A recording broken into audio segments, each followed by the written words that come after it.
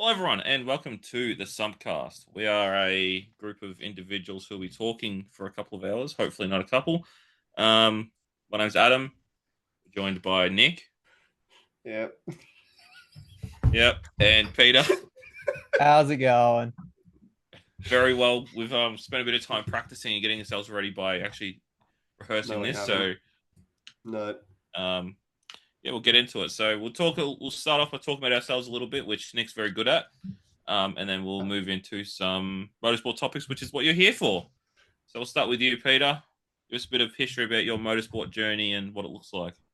Yeah, so used to do my own little bit of competing in some Hyundai Excels. Unfortunately, as a lot of tales go, you don't have enough money to keep yourself going. So I've done a lot of officiating, done a little bit of work for some teams, and want to keep my name floating around the motorsport paddock and one day become a commentator. So that is the current journey, and what a better place to do some other things is create a podcast. So that's where we find ourselves at the moment to talk some motorsport. There you go. So hopefully we'll see Peter at the Bathurst 1000 hauling next year. That'll be all right, won't it? Oh, yeah. That's right. Awesome. Nick, what about yourself? Yeah, I'm here. Anything interesting? Yeah, I turned up tonight, and I am a good thinker. That is, I'm a good thinker, and when I get to watch things generally with motors in them, drive around or ride around, whatever it may be, in circles at a brisk pace, it certainly gets me excited. So this is the right time and place to talk about it. As far as my motorsport history is concerned, yeah, some bikes, no cars, but there'll be more in due time. Don't worry about that. There you go. Up and coming motorcycle racer. Watch out for the name. I'll be an up and coming pundit. I want my dream life is to be my dream career even is to be one of those pundits who never actually made it, but talks with absolute authority. So like Mark I want to be Aussie Damon Hill. Interesting. Fair enough. Please sponsor us, Damon. We'll have you on anytime. Yeah, exactly. Myself, I've been involved in motorsport for my whole life now. So I've grown up around my dad. He's raced off-road or desert racing, whichever country you're in, what they call it. And then I'm sort of transitioning into rallying now. So Nick and I are on the journey of building a rally car at the moment. So we're going to take the rally world by storm in the local area, and then have a bit of fun with that. Yeah. So he gets to drive around, and I get to yell at him. Yeah, it's pretty much our normal road trip anyway, so we might as well power what I want to do it. Relationships 101. As for my goals in life, motorsport, I think just enjoy it. Don't let the world be swept under your feet. Just live your dream. What do we start with the Bathurst 12 hour? I reckon that's got a lot of talking points to. Does it? All right, enlighten me. All right. So I missed the race as a true motorsport fan. I missed the race, so I'm very interested to see what you guys had to say about it. I treated it like Jeremy Clarkson treated motorcycle racing. I just watched the crashes and found out who won, and then I was done. So I'm ready to have my horizons broadened because I didn't give the race the fair chance it could have deserved.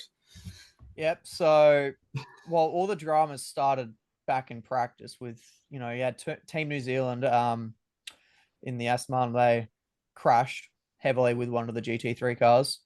That rode off that car. It's absolutely done for. Rear end's caved in beyond repair. So we were already down one car for the race on Sunday. So not a great start to the event on that regards, but I guess it, as you've mentioned, it brings out the highlights reels straight away for the weekend. Did anyone catch qualifying? Because that was a pretty good session. So I'm going to go back. This Team New Zealand car, it was a GT4 car. Yep. That was outpacing a GT3 car. Yeah, I was trying to get around the outside of a GT3 car. Now, I don't mean to be discriminatory or rude in any way, but who was driving the GT3 car at the time? That is a very good question. They were driving the Porsche, if that gives you any sort of idea. Okay, no, I get it. It would be Matt Campbell. Yeah, the best that car can hope for is P2. Yeah. Yeah. Kevin Ashtray does nothing P2. All right, well, at least you know who was driving it. As you were, sorry. New Zealand dead. New Zealand has fallen, and qualifying was exciting. I watched the pole battle, and that's about all I watched. Yeah, well, so you had a couple of the bigger names not make it to the front. You had a couple of the cars as well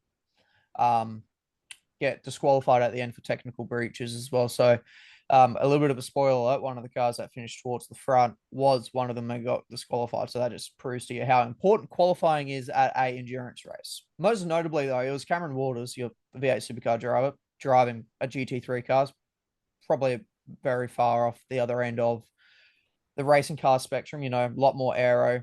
It's got ABS. It's got traction control. Other side of the car they're driving from, it's paddle shift, not sequential shift. Not a driver's car. Yeah, Not like there's a lot of driver aids in it. And he still goes out there. I hate it when I get driver aids. Yeah. He goes out there and he still sets the second ever fastest lap time around Bathurst in GT3 car. So not a bad effort, and that put the Scott Taylor Motorsport car on the pole for the big one. I reckon anyone could do it. Oh yeah. Now now I do have a bit of a question on that car. Yeah. Right? As we know, the whole build up to the race was this 222 car had Waters, Randall, Mustard in it, right? Yeah.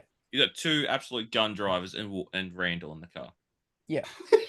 Who thought it was a good idea to put Randall in at the start of the race? Well, I was always under the impression aggressive. the person who put it did the qualifying lap time at the start, or is that something not the 12-hour does? I don't think the 12-hour does it because Randall definitely started the race. Yeah. Or they put him in after the first safety car, which we will talk about. Yes. Yeah, that is a transition. very good point. And a very nice transition, Adam. Well done. Thank you. How does he do it? Day one, he's on it. He's on it. It's Mate, almost like he's got not my experience. first rodeo. Maybe. As we were. Yeah, so that first safety car, fellas, that was something we haven't seen quite before. You've seen incidents with animals, but not to that extent, I don't think. Well, at least not from my memory of Mount Panorama. I can't remember anything that big like that happening anywhere. Yeah. Yeah. I mean, there was a Supercars one back in was it 05 or 06?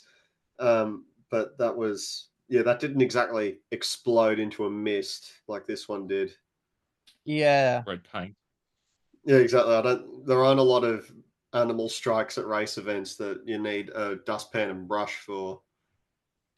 Yeah, and the sheer amount of damage you did to the car as well. You don't see that sort of damage from an animal strike. But something that isn't a Ford. Yeah. Yeah. To be fair though, that kangaroo they estimated to be between 100 and 120 kilos. Yeah, so lots of damage. There's talks about Ford Racing now not able to have that Mustang anymore because they don't want to risk all the bacteria and stuff. Doesn't matter how well they clean it. They reckon they're going to continue finding bits of kangaroo inside that car, unfortunately. It's got sentimental value. I don't know why. I reckon throw it in the Bathurst Museum. They don't have to take it very far. Yeah, but then they need to invest in a lot of air wicks for the museum, wouldn't they? It's fine. Money and away you go. Just adding like just adding a top fueler engine or something like that, and you just walk in and you just eyes start tearing for the fuel and shit. Smells like dead animal in here. Son Tiny did it. Yeah, last week. Yeah, well, it was also unlucky because for those who didn't watch the broadcast, the commentary team initially thought that it was some sort of oil line failure or something that caused the car to come to a stop because it was on a straight, so it was down Conrod Straight, so you wouldn't expect anything to have. It would have been a crash or anything like that. We've seen plenty of big incidents down Conrod, but the first impressions was it was some sort of engine failure or something trying to go through there for the first time that night. That morning at full speed, but turns out it was not oil or any sort of mechanical fluid that was unfortunately spread all over. Poor old Chris. Bodily fluid. Yeah. Yeah, Monster vs. Ojeda.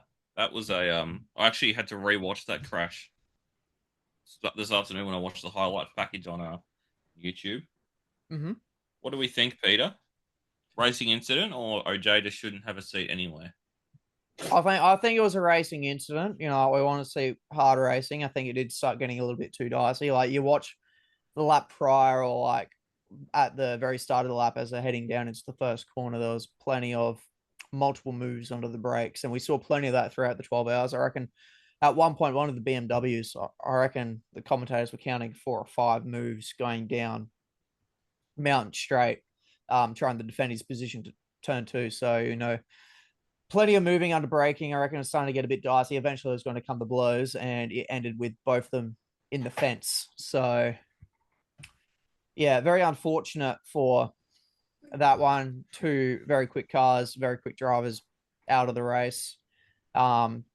Probably it hurts a little bit more for Mostert as well, because they had that incident with Randall spinning just before going underneath the tree at the top of the mountain.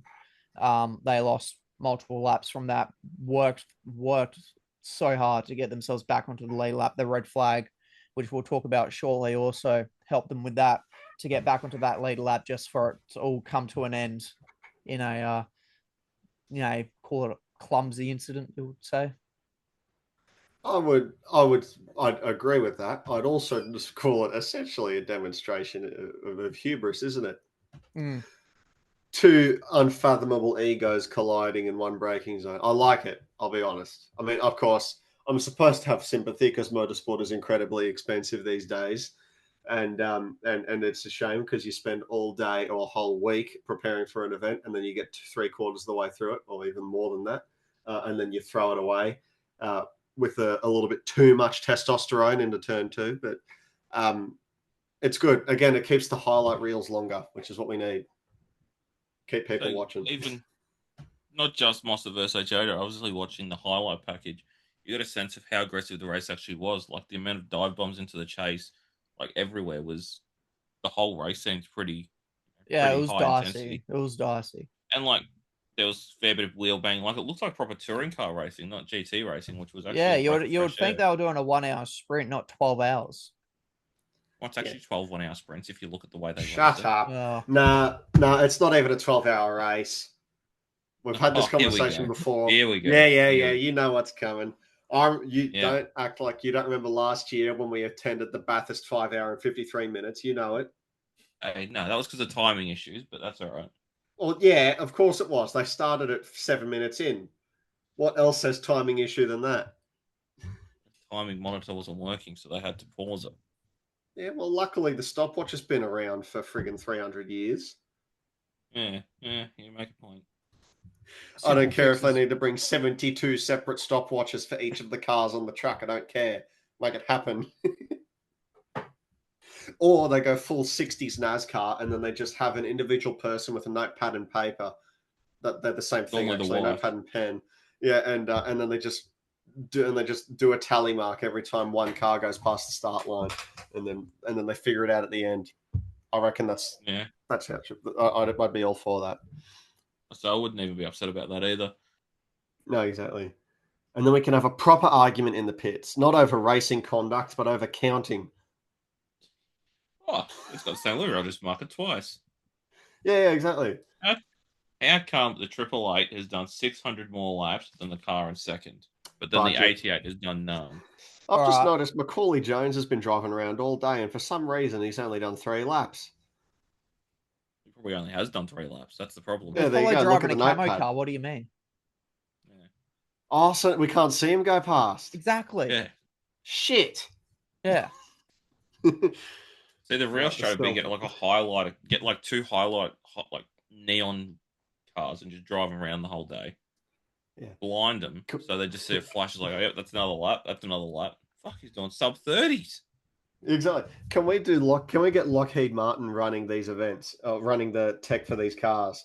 Because we already have camo livery, so you can't see them when they go past.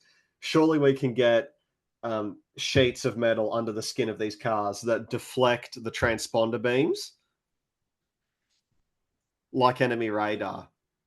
I feel like this defeats the purpose of a race if they're just driving around. Yeah, well, guess what? Modern motorsport is just watching people drive around, isn't it? Yeah. Oh, yeah. There's no overtaking these days. Motorsport is ruined. Now, sorry, I think we've gone a bit off track, Peter. You wanted to talk more about the red flag. Bit of controversy with this one. Yeah. I obviously only saw the highlights. It was, and from the hearsay that I've been told out and about by the punters on the hill. The From what I controversy of heard, that red flag crash, that was quite unusual, wasn't it? Because it didn't it seem was. like there were any marshals waving flags. Is this where you're going with this? Or have I lost track? Well, look, very similar. There was double waved yellows about 5 minutes before the crash. Nothing else. 5 minutes or 5 meters that I mishear? Meters champion. Yeah, that made more sense to me. Yeah. Yeah. Yeah, Well, if you was at home understood. just to throw it in there as well, the race leader had a broken radio, so he had no radio comms anyway to get warned as well. Yeah, and there's normally gantry lights at the top of the hill at Skyline. They Yeah. weren't on either, so it fair few minor issues caused that to rear its head, but all in all, fucking scary crash, and glad everyone got out of that one alive. Like that, Scary Yeah. crash, but it's just something that happens at Bathurst, and I think that is also something all the drivers understand too. You know, like this place doesn't take any prisoners. There's no small mistake at Bathurst. You don't get away with a lot. So, unfortunately for this, it didn't come with by any real mistakes from any part, except for the Porsche, because he threw it in the wall at the top of the mountain. That's why his car was broken. He was slow, and he then got turned around and stuck. But at the end of the day, it wasn't through any of the other drivers' faults that thing unfortunately happened. Yeah. scary Well, I Bathurst mean, moments that'll live on in history. Yeah. exactly. I do have one idea though about how we could try and avoid this, but this one I'm still trying to work out how I could work as well. So you know how for broadcasting, there's 3 sectors in a track. If you're watching motorbikes, there's 4 sectors. Yeah. Stupid idea, by the way. Yeah. But that's another podcast when MotoGP gets their season underway. So there's also micro sectors, like micro timing sectors as well around the circuit. Why Yeah. don't we make it, especially around tracks like Bathurst, where it is so dangerous, rather than just from that flag post to the green flag, is the danger zone. You just make it that micro sector. So sure, maybe the corner or two afterwards may be still under yellow and you can't do anything. But I think when the cars are reaching speeds, they are through there at the moment. And the danger lurking around every corner, it's probably not a bad thing to maybe ease on the overcautious side than not being cautious enough. And we see drivers like that end up in hospital getting checks because of the giant impact they had. So you're talking about what? Yeah, setting a whole microsector under yellow, right? Yeah. How would that? Well, isn't that essentially what flag marshals do? They have single wave yellows and then, or static yellows and then double waved yellows right before the accident. Yeah. They Well, should, yes, yeah, but it never but happens. what the marshals do doesn't go directly to the steering wheel of the drivers because they're meant to have the onboard system as well. And we're back to drivers' cars again. Yeah. How does that keep Full happening? circle would not If we happen in a referred to the Peugeot. good old days when men were men and drivers were drivers, and all your dashboard told you was how much oil pressure you had and how fast your engine was revving, Life would be good. yeah. And And when the tow nobody trucks died just in rode around the motorsport in the track. olden days either. None at all. Not any that I can think of. No, No. nobody died. And you know how you can't prove it? You can't even ask anyone who's died if it actually happened or not. Exactly. Yeah, exactly. Exactly. But then, like, you look at Spa, Daytona, like all the big major GT3 events, they have the LED lights on the wheel and everything saying, "Hey, slow down, there's an incident ahead." Why was none of that working either? Like, it should have. Marshals, obviously, you know more about this than me, Peter. Given you've marshaled of proper events, they have the flag system buttons for like the LED lights on the side of the track. Wouldn't they directly go to the cars in that area as well? Like they're all GPS tracked. Isn't that what I happens? don't know the ins and outs of it that deeply, but at least from my experience, not all flag posts will actually have a light panel. But pretty much incident happens. There's going to be one person that has a radio, at least one person per post that has a radio. That one person is probably on the phone to race control. But what we've got to also remember is And again, I've done lots of marshalling in the past, and I've had it before. Thankfully, with the modern age of technology, there's also cameras absolutely everywhere around the track. So, race control probably would have seen one, the TV feed, and then two, the cameras around the place, and then hopefully the guy on the radio at the corner was on it straight away, and it was just a case of between the car getting stuck there and then the leaders coming back by, there just wasn't enough time for something to get done, or maybe racing control were trying to see if it'll play out the fact that the Porsche could get himself out of the mess himself and you could stay green. So, yeah, I think from all parties, there's going to be something to look at, and it's definitely going to be heavily reviewed. Um, but yeah, I think for those online giving slack to the marshals, you have to remember these are people volunteering their time away from families, away from friends. You know, they're doing the long hours. They're not getting paid. They're volunteering their time to be able to put on that show for everyone. So yes, there's things to be worked on, but the social hate that's been seen as well is no good. Well said. Thank you. Yeah.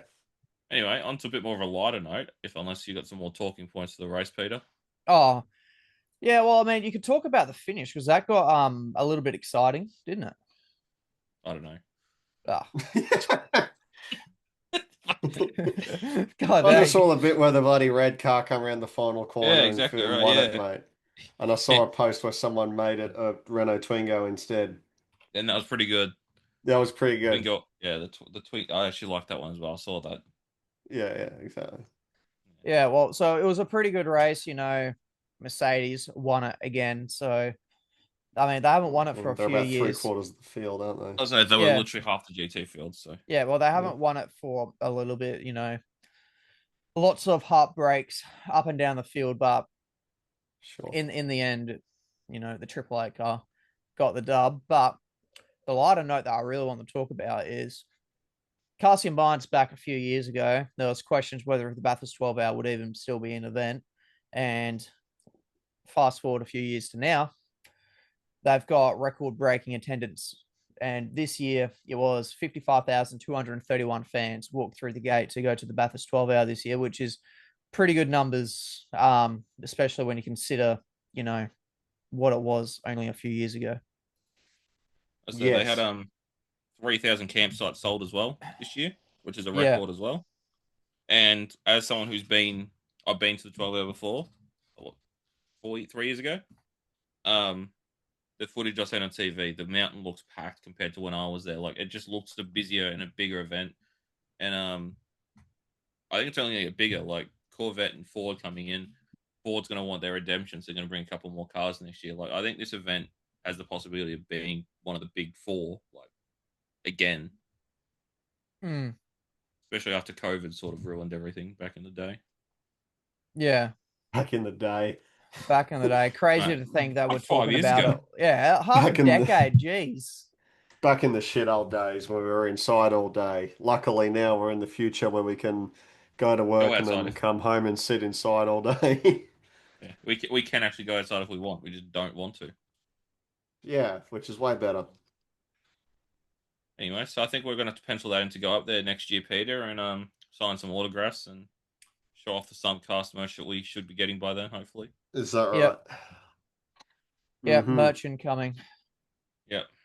Watch this space, if we have a space at all.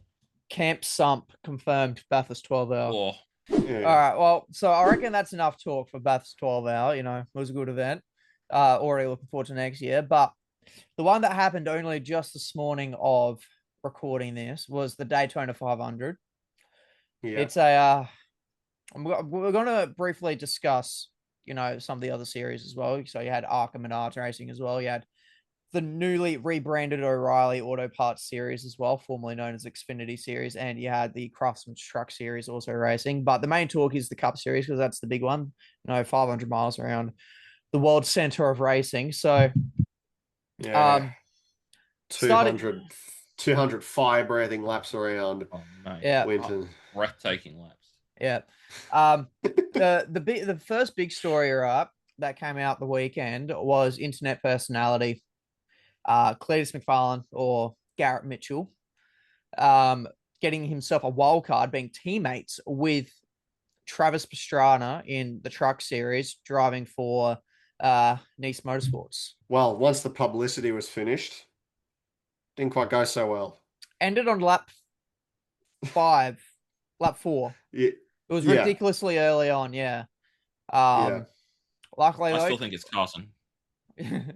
luckily though, Cletus though did put his hand up for that one. Just said, the truck was feeling a bit tight. He just lost it, overcorrected, and off into the wall he went.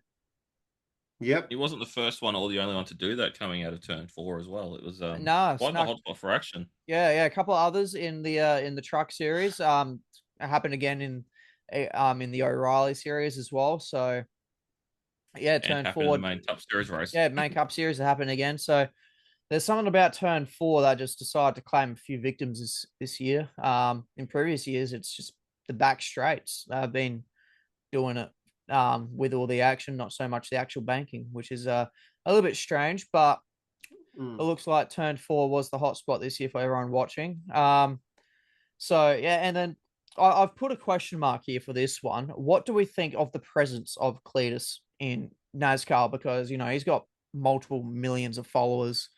When it comes to his social media, every video just blows up, and he's just doing wilder and wilder things, building these wicked cars. Does someone like him kind of revive NASCAR a little bit? Because it felt like NASCAR was kind of missing its character just a little bit. And does someone like Cletus racing in this part-time bring a little bit of a fresh look to the series, maybe?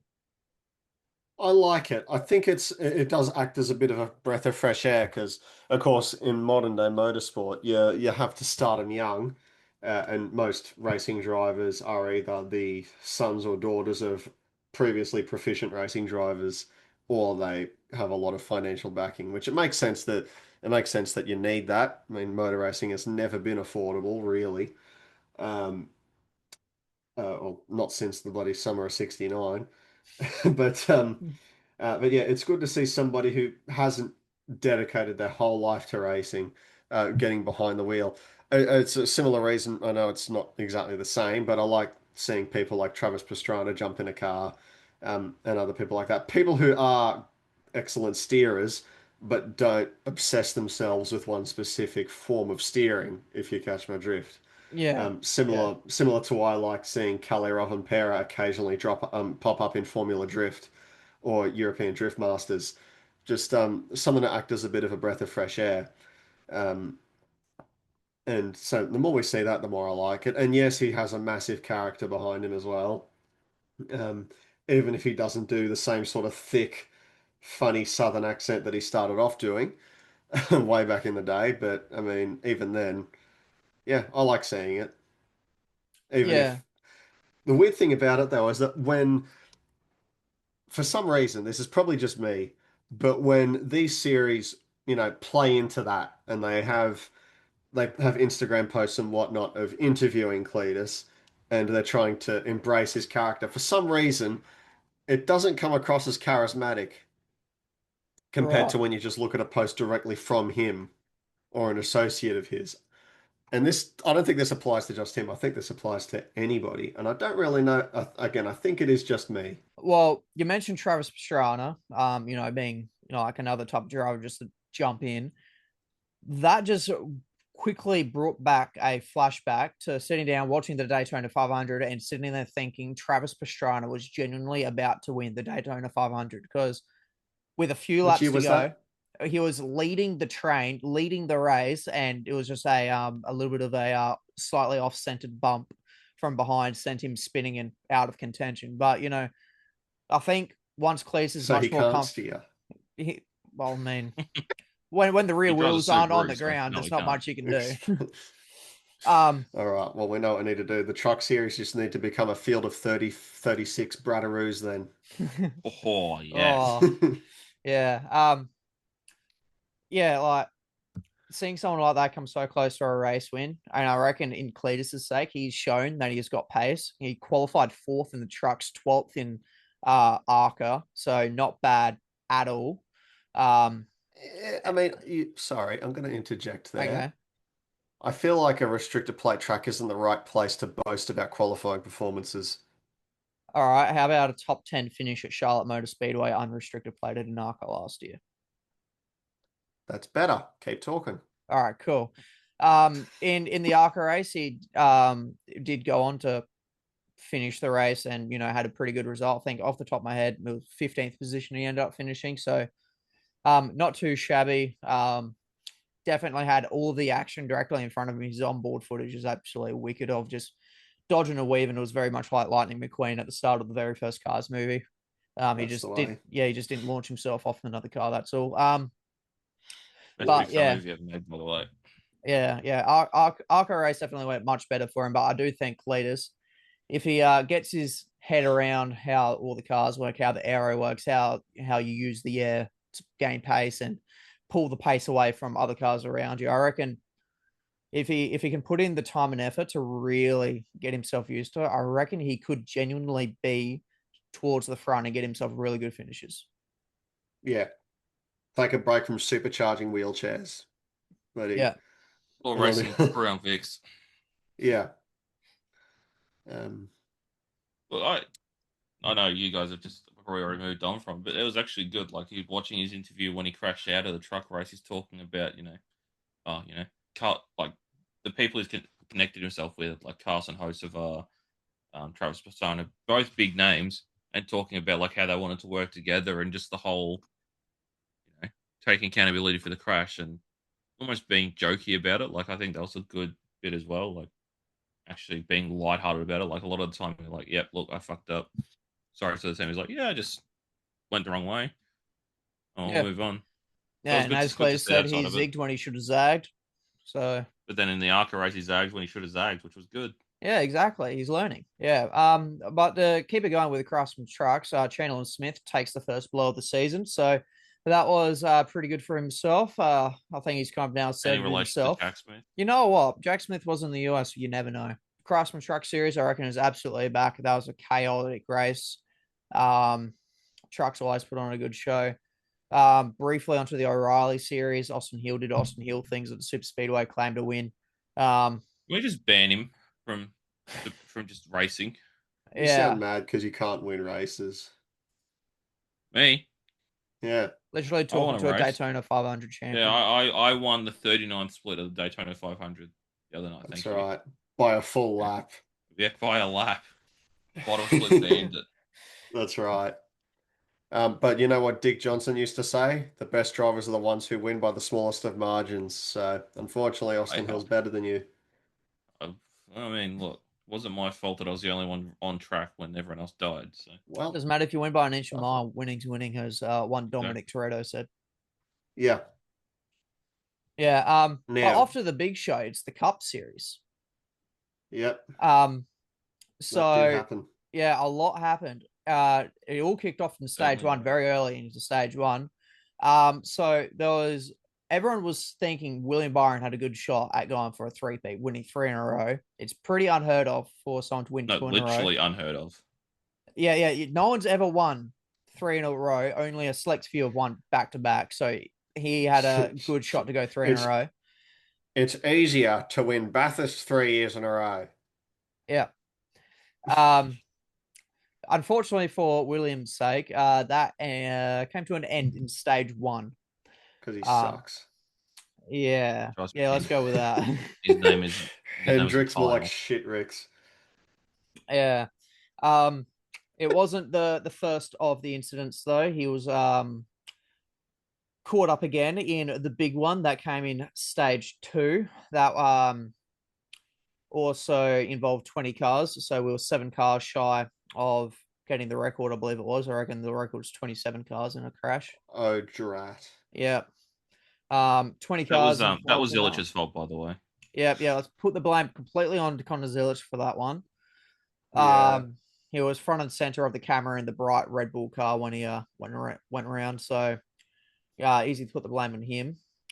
And then towards the end, I thought the race was absolutely fascinating because there was, in the final stage, very little caution periods, which resulted in a very heavy fuel race, which saw a last ditch attempt within the last 15 laps to come into the lane for a splash and dash. And then we saw a very split strategy between the manufacturers about which group of cars went into the lane. It was actually quite messy. Like, obviously, you had normally in them races, you have like all your manufacturers split up together. Like, you have all the Fords go together, all the Toyotas.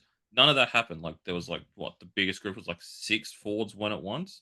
Yeah, and then when they came out the lane, they mistimed it completely, and they'll like so it was like two. Yeah, it was 2 lots of 3, and then there was no other real manufacturer alliances. Like, it was just people pitting whenever they wanted to. The Toyota one was a disaster because they all came out by themselves. Yes, that was a mess. And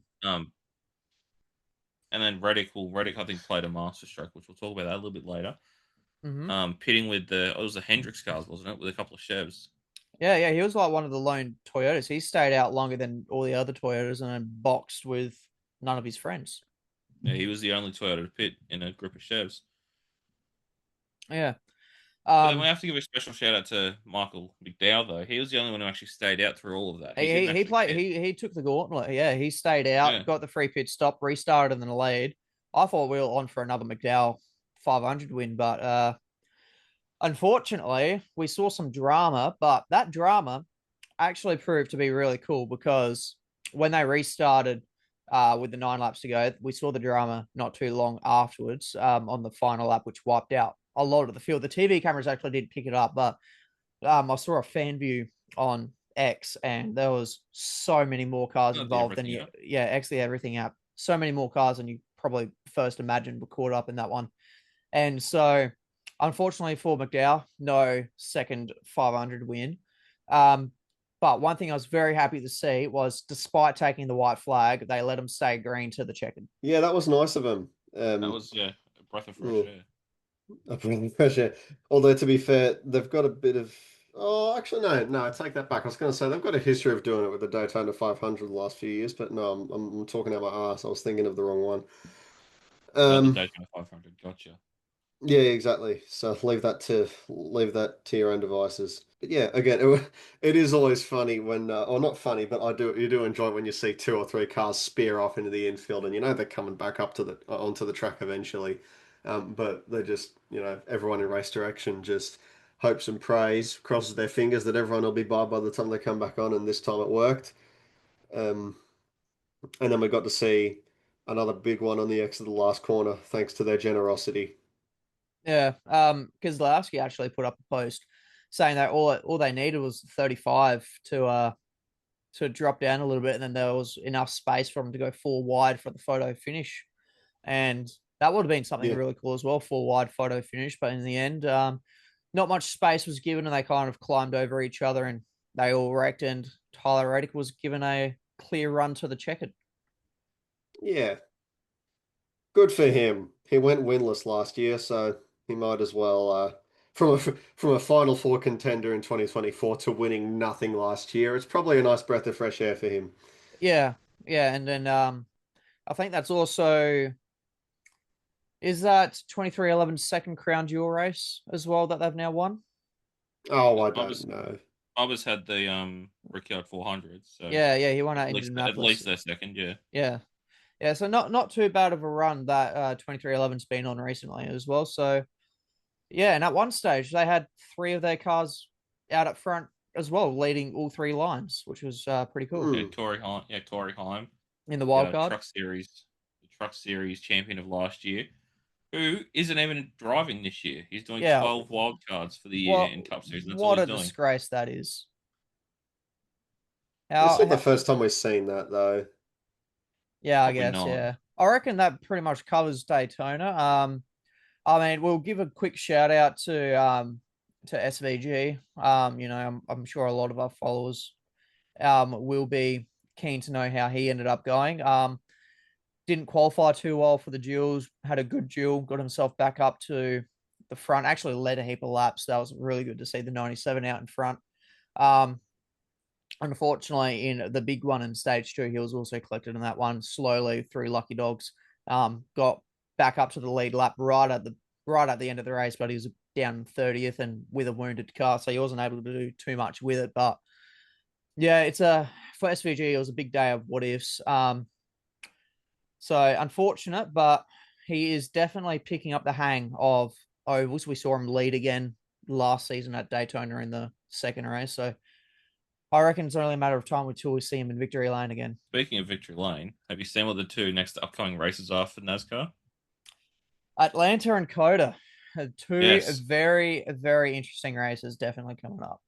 You've got another drafting track in Atlanta, which also has a fair bit of tire wear involved, so it'll be interesting to see how that goes. And then Kota, I'm actually very interested to see how that goes with Tonna and Shane battling it out. It'll be a That good is race, going to I be reckon. something to behold. Yeah, I'm It's really looking forward that's to that. been almost the number one hype bloody story for the year, hasn't it? Just with the excitement of seeing the two of them go out at hammer and tongs properly in a full-time seat against each other. Mm. And the battles they had last year in Xfinity were excellent. So with a little bit more at stake and slightly longer races, yeah, it's quite exciting. Mm. I think Justin Marks will have to just not watch them races, I reckon. Exactly. So moving on now. So to some stuff that's actually coming up in the future. So as of recording, this weekend coming up, we've got the Sydney 500 season opener to the V8 Supercars 2026 season. 3 races. Looking at very much forward to this one. Last year they were very good races. Which kind of Which is a surprise as well, yeah, considering the because track they're at. yeah, SMP on paper doesn't look like a very good track. It's got a lot of undulation, which is quite nice. Um, but last year it was 3 really good races, which was a nice change because I feel like they've been a bit bare, maybe a little bit boring. I feel like I personally got very bored of the circuit after watching 4 weekends in a row during their COVID season. So it was quite a nice change to actually enjoy a Sydney race for once. It's a funny thing, isn't it? The fact, I mean, that only happened for one season where they went there four events in a row, as we've said, and somehow that still managed to ruin the excitement for the track for a lot of people, us included to a point. Even though, I mean, on its own, it's not a bad track, and if they only went there once a year for the last decade, like every other track on the calendar, all but, they would be, yeah, they would. People would just think, yeah, SMP, let's go. And there's still so many people who are just like, oh, I sleep. Yeah. I I'm do not find even it turned funny. on. Yeah. Yeah, 2 night races, which is going to be pretty good as well. So you got the Friday night and the Saturday night race, and then you got a evening race for race 3. So not a bad lineup. I do quite actually like when the supercars are going around. Cars are lit up nicely under the lights, shooting flames, and then you got the nice orange Sydney sunset in the background. It's pretty good. Does make me a That's bit it. skeptical of, I mean, not skeptical, I'm just cynical, of why they feel the need to have that event happen in darkness every year. Well, I don't Because I mean, mind the if it's night a races. if it's a staple, it's a staple. I shouldn't give a shit, but for some reason I've decided to. I, because the I'd government love to see spent all Bubba this Gallo back. money. Yes, that'd be good. They Well, spent they're all not this convinced. money on the big old lights. You think we're Yeah, not they going to might as turn the well use them. bastards on? Yeah, exactly right. Um, I do have a Righto, question solve for that. both of you though. Yeah, Yeah. Top 10 shootouts. What are your thoughts of having them pretty much every single weekend and having multiple every weekend? I don't like it. Don't like it. No. I like at least one a weekend. One a weekend, yeah. Yeah, because every single track on the calendar has some special challenges and corners that drivers are a lot more mistake prone when they are under pressure and they are having to drive knowing that they are subject to the track conditions changing lap by lap and there's nothing they can do about it. All they can do is push as hard as they can, which is again, I love that. Doing it for every single race, yes, that's going to get very dry. But I feel for a Sunday race every race meeting, I think that's a great idea. Um, that's what I think of it. I would like it if in the endurance races. I think that's also a good idea. But I also love the idea of doing the race for the grid stuff they used to do about 10, 15 years ago, where they would have half the race would be a choice between main driver and co-driver, and then you'd have a second race that was exactly the same. And there'd be like a little sprint. I remember that LNH 500, I think it was, at Phillip Island. They would do two 14-lap races and they would organise the grid. So Um, Sandown 500 did the same thing yeah, it did, didn't it? as Yeah. well. Yeah. Mm. I just think some tracks a top 10 shootout just doesn't work. Like most notably last season, I was just so bored watching the top 10 shootout when I can't even remember because they go into two this year. What track did they go to in New Zealand last year? Taupo Cool. or Taipor. Yeah. Yeah, that track, I'm sorry, it just top 10 shootout doesn't work there. It Same just as Yeah, it like pretty much street circuits and like our big events, like the street circuits and enduros. Giros, nothing Yeah. else. Yeah, that's street it. circuits, high speed circuits are also very good for it. But Yeah. yeah, Taupo is one of those tracks, isn't it, where the average speed isn't very great. It's just the accuracy is incredibly important, and that can be a hard thing to visualize on a screen compared to actually being in the car or being able to look at the telemetry, which of course we can't do. Yeah. Um, And like but like the racing was good there. I enjoyed watching the racing. It was just the top 10 shootout. I just could not watch one car go around at a time. There yeah, wasn't enough no edge to the yeah, circuit, to the lap. Like if you make a mistake, you're just going to run wide off into the kitty litter, into the grass. It doesn't feel like there's any real danger going around there. Whereas like you watch a lap of Bathurst, they're putting the belts on multiple times. They're strapping themselves in a hot lap around Adelaide, same deal. Like even around SMP, I feel like a top 10 shootout. I'd enjoy watching a top 10 shootout around SMP. I do they need two though? I don't think so. I reckon just the one for the bigger race. yeah. I'm with you on that. Mainly because it seems unusual that they'd have two races that are identical length but run a different qualifying system for each. All right. Also, with regards to the sprint weekends, where of course they give them a limited number of tires, and of course you select which tires you use for which race and which way. Eh, I like it because again, strategy options is what makes the event result spicy. But as far as the racing itself, I'm not entirely convinced that it does. Actually, that reminds me. You know, one thing I thought Yeah, was really interesting to me. not really, but you can I tell us anyway. thought I thought the Toyotas were going to sound a little bit different to those Chevrolets and those Fords. No. So now Nick's Yeah. cooking here because I do think that it's got a slightly different tone, but I think the Camaro and the Toyota sound very similar. But the Ford sounds grunty. I love it. Everything Yeah, it's Ford do is good. probably running a bit lumpier as well. Oh, Sorry, man. Everything Ford do is good, so it makes sense why it sounds better. not only can I they win sense. everything, but they destroy the kangaroos too. Exactly. Oh, well, they are going to win everything this year because The they've got powerhouse. they've got Motorsport Australia's Labor Party Oh, driving in the series now, also known as But Triple Eight. but you also have to remember Roland is back. Yeah, For he's for working with Premier his Yeah, for yeah. Premier. Peter, who's running race two? Race two. race two, okay. I think race two is going to go to the hands of William Brown. You reckon he's going to qualify well this year, or you reckon he's still going to be I Pino way think quality? I think he's going to improve the qualifying, but it's still not going to be pole positions. But I reckon he can get himself back inside the top 10, squeeze himself back inside top fives. Nick, since you're a fan of sprint races, give me race one prediction. Who's your winner?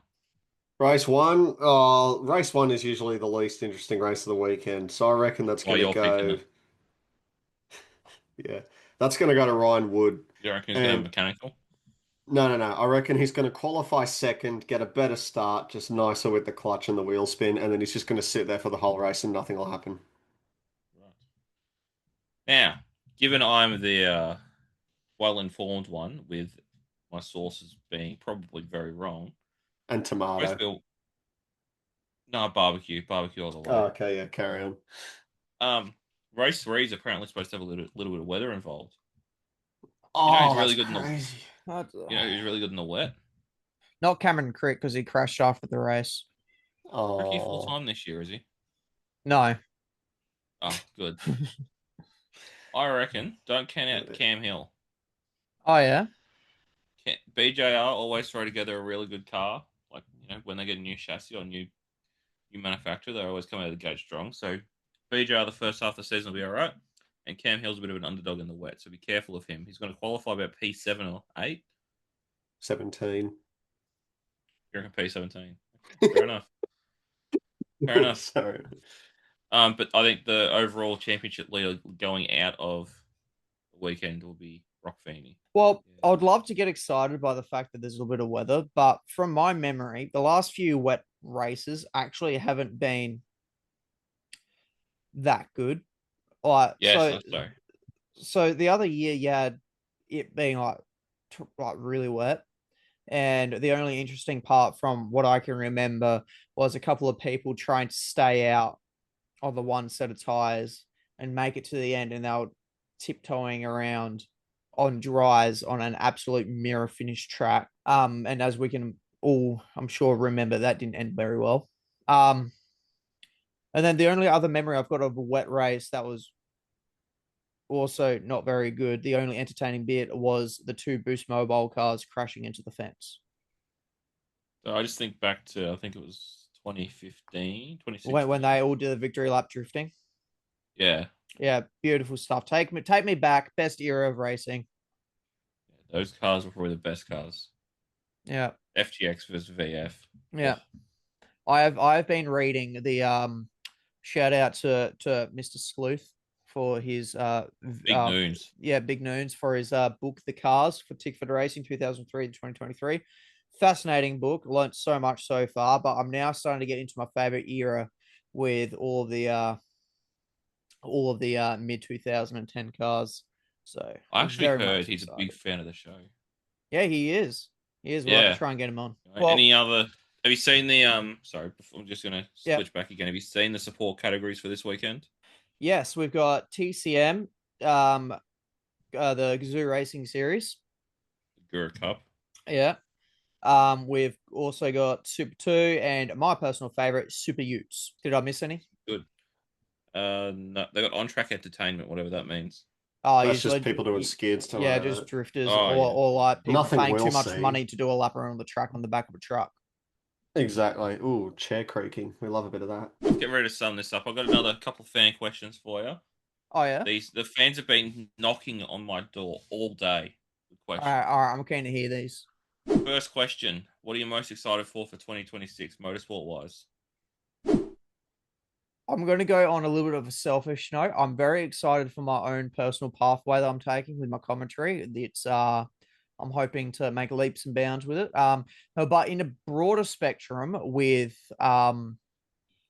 actual on track action, I think we are in for a really good year in Super Utes. I think you're onto something there. Yeah, we'll ignore that. I've only got 7 rounds, I think it is. Still, Yeah, but I mean, those sort of sport categories never get a huge amount of on track events, but the events that they have are always great. Like think about like V8 Utes back when that was the thing. That was again similar story. They'd only have 7 or 8 rounds in a year, but every single time they were there, you Best part of the weekend, fence. boys. Exactly. Same as Aussie racing cars. Yeah, Aussie racing cars. Yeah. I mean, I've been a long time supporter of the Super Utes. I saw them when they first hit the track in Adelaide, back in the heyday when they were still diesels. There was only a few of them, but I thought they were onto something there. It was good stuff. Once they lowered them, put the LS3 in them. I think they have hit the jackpot with a support category racing series for a car, especially that's very big on the market at the moment. And it's finally nice to see that they're going into seasons now where they've got capped grids. Yeah, exactly. And I'm thinking, and they're picking and choosing. Yeah. And the main thing is, I love the idea of the Super Ute series because the number one thing that's made touring cars great is the idea that every car in the field looks like the one your dad drives. Yeah. Although it's the 21st century or your mother.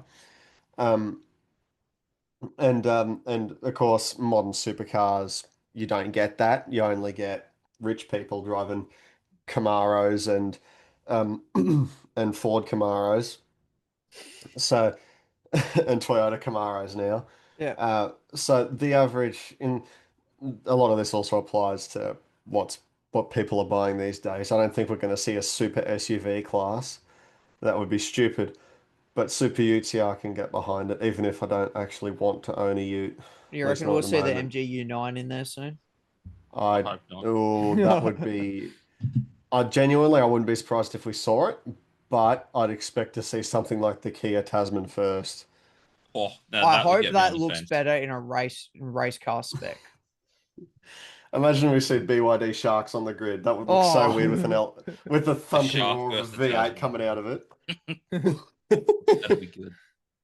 Yeah, it What would about be good oh. yourself, because Nick? there'd be. Myself. Let's have a look. Um, MotoGP. That'll be. I'm quietly Ugh. excited for that, but I don't really know. I don't really know what to expect. World Superbikes. I suspect that might be a little bit dull, just because Booliga's got. Well, his main rival for last year's gone. Last year of Uh, regulation too in MotoGP, isn't it? sorry. Last year of regulation in MotoGP as well, isn't it? Before they do a big switch up. Yes. The last year of 1000s before they go to 850s. Yes. So it'll be one of those years where we'll see one of two paths being taken by each manufacturer, one of either let's win this year, and the other half of the field that will decide no one cares. Let's try and be good in 2027. I suspect we'll see companies like Yamaha and maybe even KTM go that way if And Bajaj Honda as decides well, that I they reckon. are. You reckon Honda will as well? Yeah. I suspect Honda will be trying to go for the number two bike this year. I think because they made some Behind proper leaps Aprilia, and right? bounds last year. Yeah, that's exactly what I was thinking. Um, yeah, as far as, of course, there's Rallycross. I don't need to say any more than that. Um, No more Christopherson. Yes. yeah, Christopherson's taken a year off, which I mean, kind of sad to see, but at the same time, it feels weird to see. Yeah, it'll be exciting because fights for the championship are generally a bit more exciting when he's not there, bar a few. Just because he's that good. But at the same time, it does feel like there's a gap when he's not there. Also, we've got no Nicholas Gronholm, which is a bit of a shame. That's a bit annoying. Um, he's one of those drivers where he probably should have a championship by now, but he just hasn't. He's been up against somebody else. A freak of nature. Yeah. But yeah. Oh, well. I'll wait patiently, and also trying to do rallying with you. Get my own personal shitbox up and running. Um, Borrowed my shitbox for a couple of months. yeah, exactly. There you go. And then we'll meet the grave eventually. All right, Adam, let's One hear day. it. Fine. I mean, look, I actually haven't thought about it. That's the problem. Um, Oh, I'm excited to see how Supra goes because it's very exciting having a new manufacturer in the sport. mm-hmm. Sure thing, buddy. I'm actually really excited to see the chase format. The first year of me actually watching those cars where they've got the chase format instead of the playoffs. So I'm Yep. excited to see how that plays out. How did I keep that in? Editor, cut that out. Um, and then yeah, also looking forward to getting my own rally car set up. I dabbled around a little bit at the end of last year, and we've already got some progress. We're working on getting it a bit more ready, and a bit more reliable. Is probably the best word. Yep. Not falling to pieces. One of those And then ones where so where you can go out on track and your two lead mechanics and manager aren't standing trackside with poo leaking out of their yeah. anuses every time you go over a bump. So yeah, this is gonna be a real true testing year, pretty much trying to break stuff on it to try and make sure that anything that might break in the forest won't break in the forest. Toughen the So weakest links. exactly right. So Mm-hmm. hopefully I'll be the weakest link by the end of the year in it. Um, Hey. and then hopefully try and get up to Bathurst for the 1000 or Gold Coast for the Gold Coast 500. Well, I reckon that about wraps up episode 1 here, fellas, of the Sumpcast. Thank you for joining me, Nick and Adam. It's been fantastic to discuss everything. And for the viewers, thank you for watching and listening wherever you've been consuming all of our 100% accurate stats from. So thank you very much, and we'll see you in the next one. At this stage in time, we're planning bi-weekly episodes. So then there's a little bit more to talk about in between each week. Alrighty. Well, thank you very much, everyone, All and right. we'll see you in the next one. Ciao. Hey Yeah, boys. this hearing is adjourned.